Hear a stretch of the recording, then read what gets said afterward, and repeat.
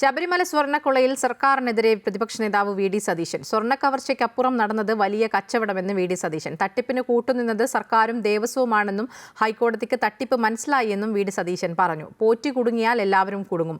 Original ദ്വാരപാലക പാളികൾ വിറ്റെന്നും VD. Satheesan ആരോപിച്ചു. കാസർകോട് വിശ്വാസ സംരക്ഷണ ജാഥ ഉദ്ഘാടനം ചെയ്ത് സംസാരിക്കുകയായിരുന്നു അദ്ദേഹം. 2025 വീണ്ടും ഇത് പോറ്റിക്കൊടുക്കാൻ തീരുമാനിച്ചു.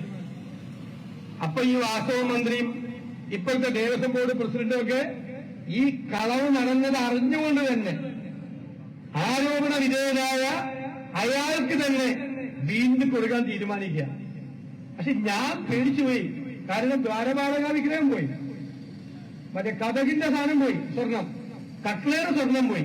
ഈ പ്രാവശ്യം പോറ്റി വന്നിരുന്നെങ്കിൽ എന്ത് ചെയ്തേനെ? അയ്യപ്പന്റെ തങ്ക വിഗ്രഹം ഉറപ്പായിട്ട് പോകും. അതായിരുന്നു ടാർഗറ്റ്. അയ്യപ്പൻ സമ്മതിച്ചില്ല. തങ്ക വിഗ്രഹം കൂടി അടിച്ചുകൊണ്ട് പോകാൻ അയ്യപ്പൻ സത്യമായിട്ട് സമ്മതിച്ചില്ല എന്നാണ് ഞാൻ വിചാരിക്കുന്നത്. ഞാൻ അയ്യപ്പ ഭക്തനാണ്, ശബരിമല പോകുന്ന ആളാണ്. അയ്യപ്പൻ അങ്ങനെയാണ്. കോടതിയിൽ ഇത് വന്നപ്പോ കോടതി ഇത് ചകഞ്ഞ് നോക്കിയപ്പോഴാണ് പഴയ കഥകൾ മുഴുവൻ ഇങ്ങനെ പുറത്തു വന്നത്. അപ്പോഴാണ് 2025 ഈ കള്ളത്തരവും കൂടി പുറത്തു വരുന്നത്. ഇതെല്ലാം അറിഞ്ഞുകൊണ്ട് ഇയാളെ വിളിച്ചു വരുത്തി വീണ്ടും തങ്ക വിഗ്രഹം അടക്കമുള്ള അവിടെ ഇനി എന്തൊക്കെ ബാക്കിയുണ്ട് അതൊക്കെ അടിച്ചുകൊണ്ടുപോകാനുള്ള പരിപാടിയായിരുന്നു ഇത്.